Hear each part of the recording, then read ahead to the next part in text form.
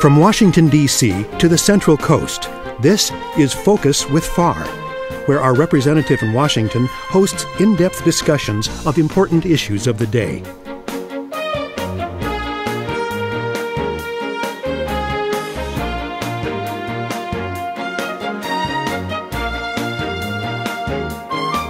And now, Congressman Sam Farr. Welcome to another segment of Focus with Farr. Today we thought we'd highlight the issues of marine debris. It's very important to us that live on the Central Coast. We love our National Marine Sanctuary. We love our pristine coastline of Big Sur, our wonderful beaches in Monterey and Santa Cruz County. But they are threatened because they are part of this vast Pacific Ocean, and all the oceans of the world are connected, and what goes in one ends up in another. And I had the experience just recently to travel to East Timor, which is the other half of the world on the end of Indonesia, just above Australia, one of the poorest countries in the world. And what I noticed from my experience in the Peace Corps in Latin America and living in a culture of poverty is that people don't have a lot of material things. They just can't afford them. And yet the beaches of East Timor were just covered with plastic and covered with other kinds of debris, things that aren't even in that country, on that island, that have ended up there. And so you realize that this world is really interconnected. And as we dump things in the ocean, they end up creating all kinds of chaos and economic destruction, because obviously those beaches could be pristine tourist beaches, and instead they're full of trash, and that doesn't attract people. And we know that we have coastal cleanups and thousands of volunteers that come in and clean it up. So today I brought in two experts, people that really spend their lives trying to figure out how we prevent things getting into the ocean and what do we do about cleaning up the ocean. So I'd like to introduce them to you right now. Dave Holst is in NOAA. He's in the Division of Marine Debris Program. He's the director of it. And his job is to make sure that we have a program that cleans up the oceans, and that we work internationally with other governments to try to get them involved in having a program as well. We don't just work with governments, we also work with the private sector. And Dr. Paul Gilman, who's Senior Vice President and Chief Sustainability Officer for Covanta Energy, which is an energy company that part of their responsibilities is to take the trash out of the ocean and convert it into energy. So people that are really involved with what is in the ocean, how we get rid of it, and what do we do with it. So welcome to Focus with Farr. And let's start with your direction in NOAA. How big is the problem? Well, it's a big problem, and it certainly is a growing problem. And at NOAA, what we try to do is work at the national, international level to identify the source, prevent debris, and mitigate the impacts of debris. So we do this through a number of mechanisms. We conduct scientific research to better understand the problem and the impacts.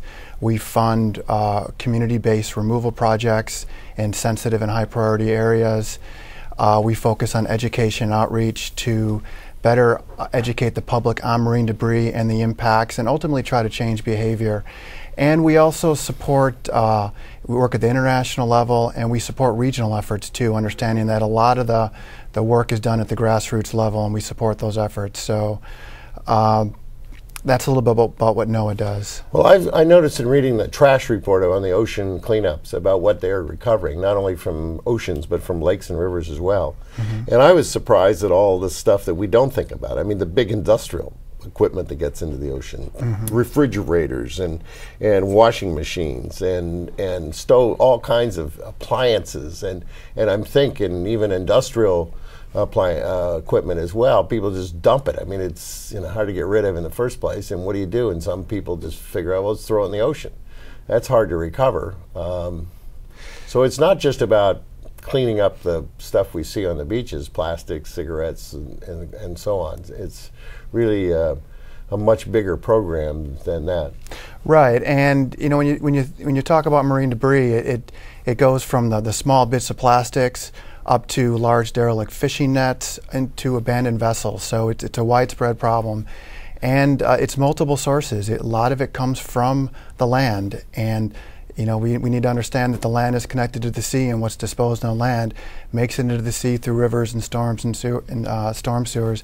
And also it's dumped at sea as well. And it's a broad problem that's going to take a lot of different solutions to address it. Well, we've prohibited our vessels within the National Marine Sanctuary, and I'm carrying a bill to try to prohibit all flagships sailing in American waters in our economic zone 200 miles out to sea not to discharge any of their waste into waters. Some of the shipping lines have adapted that, do onboard recycling as we do with our military ships, but we still have a long ways to go to just get rid of human waste that's being dumped into the oceans. Dr. Gilman, you've had a lot of experience. I mean, you worked on the Hill as a Senate staffer. You worked in the Department of Energy under Admiral Watkins. You're now working for a private corporation that's interested in converting waste into energy.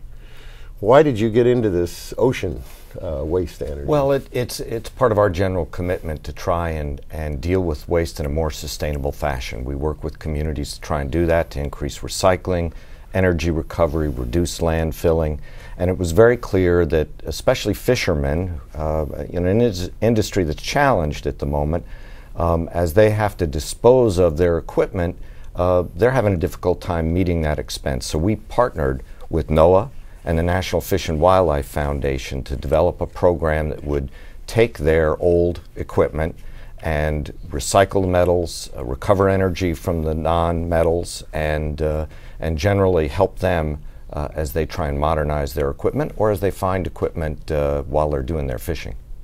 And so I understand we've set up a collection spot at Moss Landing, and you were involved our most recent one, yes, helping fund that, so that the fishermen could take their gear rather than dumping it at sea, which is prohibited, but if nobody's watching, probably do it. But the problem is that gear just ends up netting fish forever and ever. I mean, it's just a killer net out there. Yeah, the phenomenon we call ghost fishing, is quite serious. There have been anecdotal studies done. One where in the New England region, nets that were just a few months old were collecting upwards of 20,000 cod. So it can be a significant problem for the fishery, not just for the aesthetics. And what do you do with that gear and that netting that now we have they get to dump it free? There's a collection site at Moss Landing. Right. And hopefully we get one in Santa Cruz and Monterey, where we also have some commercial boats. Right. We take it and along with our partner Schnitzer Steel, we recycle the metals. We shred up what's remaining and send it through one of our plants that converts the waste into to steam and then into electricity and feed it back into the grid where it can power homes. Yeah, we're showing a photo right now of a sea lion that was all caught up in marine, a lot of it industrial debris. You know, back in the 70s, the Marine Mammals Laboratory estimated that upwards of 40,000 seals a year were being killed by marine debris. And it's interesting that there have been significant declines in the seal population since that time. Now, maybe it can't all be attributed to marine debris, but it certainly has to be a factor. Well, this is a really serious issue. I mean, people think the oceans are so vast that if we just sort of take things we don't want to deal with on land and dump it in the oceans, but the oceans are living organisms as well. I mean, if you pollute their environment, it dies. If the ocean dies, we die. I mean, this planet is 73% ocean or water, and if the water has such an important role, particularly oceans, in creating weather and everything else. And so it seems that we haven't really done enough to make this as serious an international kind of crisis as it really is. Well, and it even stretches to the discussion about climate. One of the things we can do, one of the, to use the expression, low-hanging fruit, is to better dispose of our waste, to recycle more. That lowers our energy needs, that lowers the energy we expend to produce new products, and it also, if we do energy recovery from the non-recyclable waste, we back out the methane gas that gets generated at landfills. So This can even have an impact on climate change and the generation of greenhouse gases.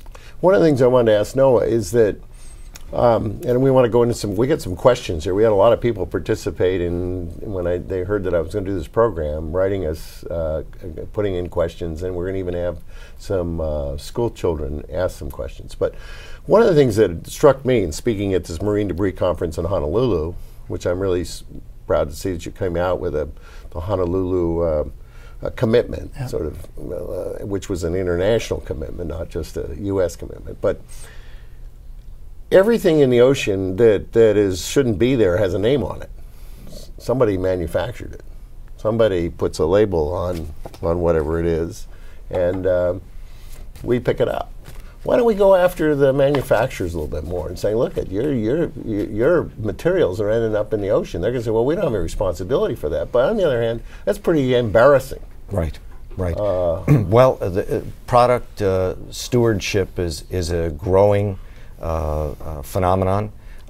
When you try and get the producers and the marketers of some of these products to get more engaged, you do have a chance to reduce the amount that finds its way both through litter and into landfills. So product stewardship and consumer education can go a long way towards under the zero waste concept, that if you're manufacturing something, you're responsible for it and to its end life. And that I know that's a big European concept. We haven't adopted yet in the United States, but something we ought to be, I think, using at least political pressure and public consumer pressure on companies that are having a lot of waste in the oceans. Well, the Europeans recycle 2 and 3 times as much as we do here in the U.S. They landfill almost nothing, and they do energy recovery from what they don't recycle.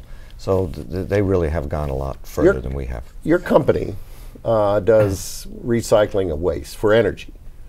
Do you think we could be at a point where we could have zero landfill?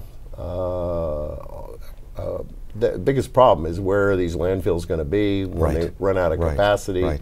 California's taken a very aggressive stand in requiring every community to reduce its input into landfills by 50%. And I know Santa Cruz is looking to close their landfill. Yeah, that's amazing. Yes. So, but you think in the economic picture, in the business world, that you really can get to well, Germany as a nation does about 1% of their waste to landfills.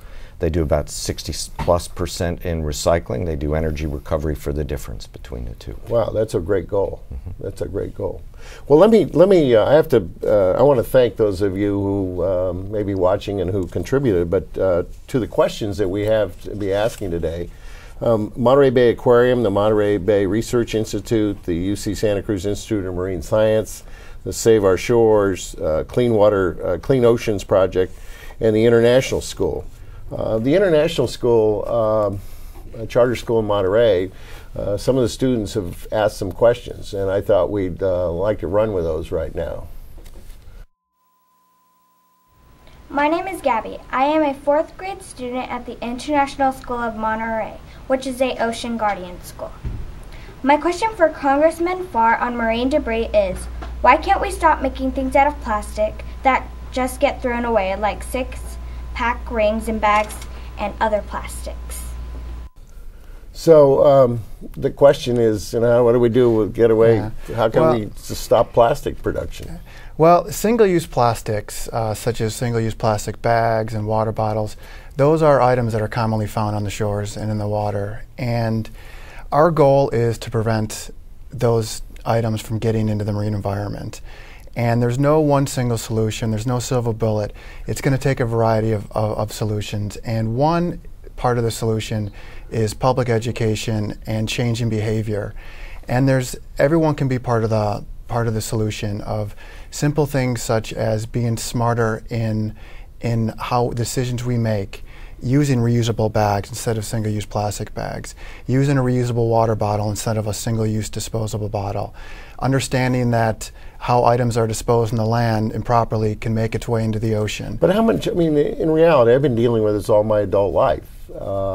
There's only about a third of the people that will voluntarily sort of just smartly say this is the right thing to do and I'm going to do it as part of my purchasing, part of my self selection. I mean, we ended up trying to even make it more simpler by now having in our community at least one garbage dump, instead of trying to separate everything. You just put everything that's recyclable into one. I mean, we're trying to make, I don't think we're ever going to get to the level like Germany's in. Well, unless we create some regulations. The U.S. is sorely lacking in substantive policy. I mean, it really, in Germany, they've put in place a number of policies to increase recycling, to increase energy recovery, and try and really just do a much more sustainable solid waste program. The U.S. is far behind in that regard, but there are ways to make people understand there's value in those things that they hesitate to recycle. Well, how about this student's question about plastics? I mean, look at the pushback, and even in California, in communities of not wanting plastic. But here in Washington, D.C. now, they charge you a penny or just a couple cents per bag, not more than a couple cents, for if you go to the grocery store. And major, if you want a plastic bag, you get charged for it. And major retailers are asking their product suppliers to reduce the packaging that's associated with their products. So there is an awakening on the part of retailers and those who are in the manufacturing business that they need to do more to design out these materials. Yeah, Paul brings up a good point. It's better consumer decision, but industry also has an important role in this as well. And they are taking steps to reduce the amount of plastic in packaging and increasing recycling. And industry needs to continue these efforts to develop these innovative solutions to reduce the amount of waste that's created. Yeah, but frankly, I mean, I'm totally agree with you, but I don't think we're doing enough and being hard enough, and I don't think the administration's cracking down hard enough. You can't buy anything now that isn't wrapped in plastic. I just bought some toys for my grandchildren. You can't even open these plastic things. You need scissors. You need industrial equipment just to open them. Sure. But it's all plastic. I mean, it's hard plastic, but it's just, we're putting everything in plastic. It seems to me it comes from petroleum, and petroleum's so scarce, and plastics is needed for things like, medical devices and heart surgeries and things like that. I'm not against plastic. But I do think that we've got to not use plastics that end up on our beaches. To your point, this is the number one. Cigarettes and plastics are what everybody finds all over the world. Right. To your point, Congressman, and since 2006 to 2008, recycling in this country actually dropped. It dropped from about 28% down to about 24%, and that's the equivalent, in terms of energy, right there, energy saved, if we hadn't had that drop, of 10 Gulf oil spills a year. Wow. Say that again. 10 Gulf oil spills a year in energy lost when our national recycling rate dropped from 2006 to 2008, 28% to 24%. Just 4% drop is equivalent to 10 Gulf oil spills per year. Per year. That's shocking. I mean, that's why the motivation is, let's get into this recycling, and I mean, keep this stuff off Keep it off the beach. Keep it off the keep it off the beach. It's not going just from the beaches. It's also going from dumping in the ocean and everything. We have one question is how to deal with the problem of limited resources that are available to attack the problem. Yeah, well, I mean, we face that as well. I mean, the NOAA Marine Debris Program is a pretty small program, and with limited resources, we really need to be cognizant of how we spend those resources and where we target. And what our focus is we focus on scientific research to really help to identify the impacts, understand the impacts of debris that can help make more informed decisions and also help evaluate actions and policies, whether they're effective. We also dedicate our resources to education outreach and funding on-the-ground projects, community-based projects, working with local NGOs, and also working at the national, international level. But certainly resources is always a constraint with any federal program. Well, I've reauthorized the Marine Debris Cleanup Bill, and we're authorizing that at $10 million a year. I think the administration has only put in $4 million. We've got to get the bill passed, and we've got to get Congress to appropriate the money at a time they're cutting everything. But Senator Inouye has introduced the same bill on the other side. He's chair of the Appropriations Committee. He's from Hawaii. He's very interested in this, and hopefully we get this done. Let's go to another question. This is the second video question. It's from Carolyn Clausen, and it's about how we clean up marine debris. Let's play the video. Hi, my name is Caroline. I am a 4th grade student at the International School of Monterey, which is an ocean guardian school. My question for Congressman Farr is it possible to make a robot that can clean up the trash in the ocean? Is it possible to make a robot that would clean up the ocean? Well, we're certainly open for any scientifically based ideas. You know, we get a lot of questions on the North Pacific garbage patch, which is composed of mostly small bits of plastic that's spread over large areas. And we get the question a lot of, well, can you clean that up? And it's a difficult question because you're talking a large area, very dispersed plastic. And also, you have to be aware of any cleanup technology that you don't do more harm to the environment than actually cleaning up the debris.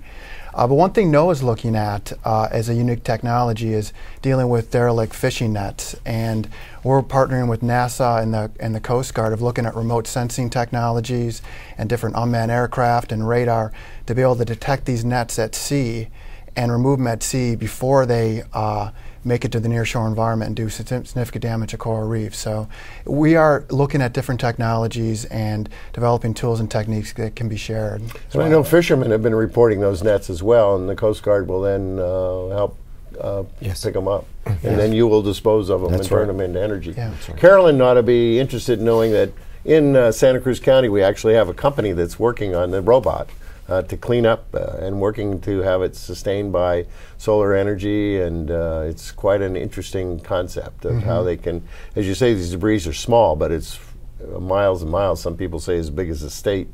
I don't know the size of it, but it's of crisis proportion. But it's not as easy to clean up as you think. Here's some pictures of just more debris that's ended up on our beaches and plastics and everything.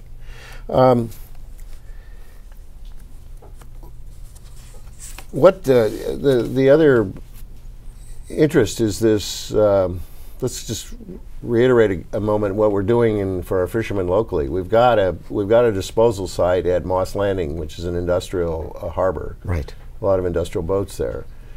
They drop off their gear at no charge or anything. No charge, and we'll take it and recycle what's recyclable, and then take what's left over and recover the energy from it. And companies like Covanta and Schnitzer do that at our expense.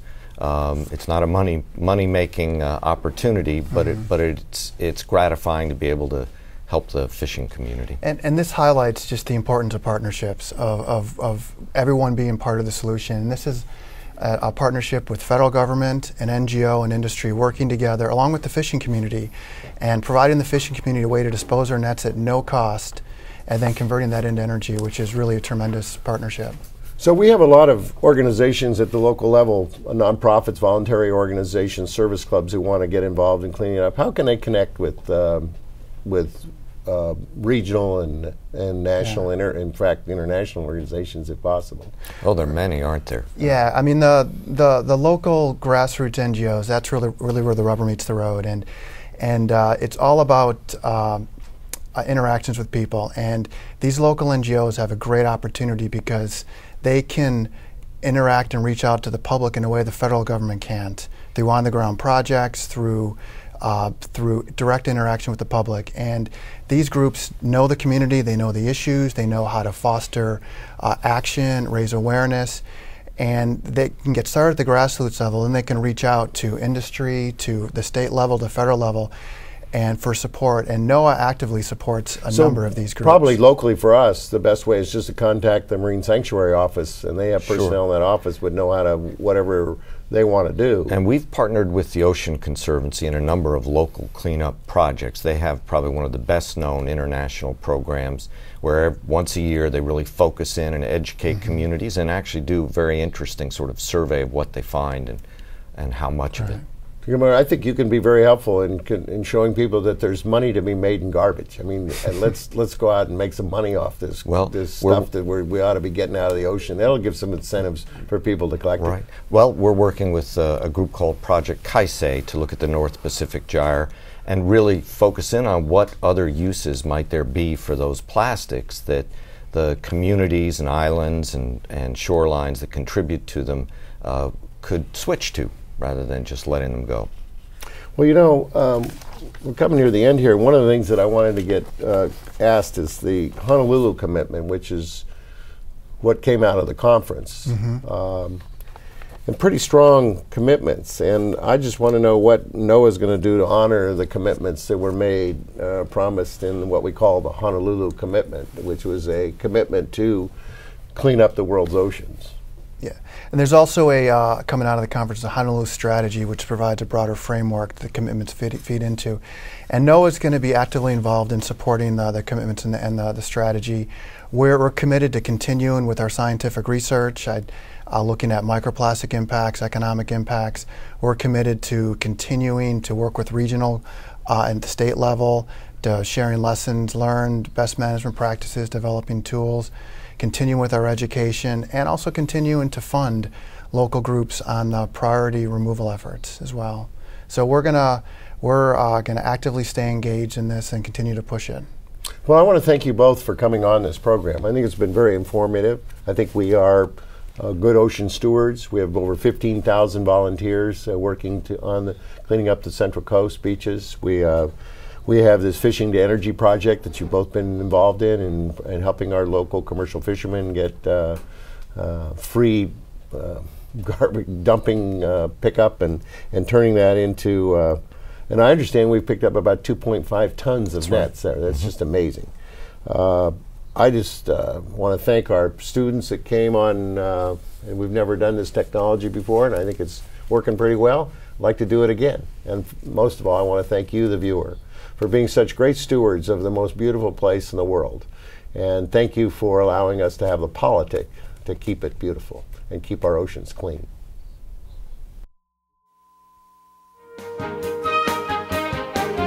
For more information, contact one of Congressman Farr's district offices.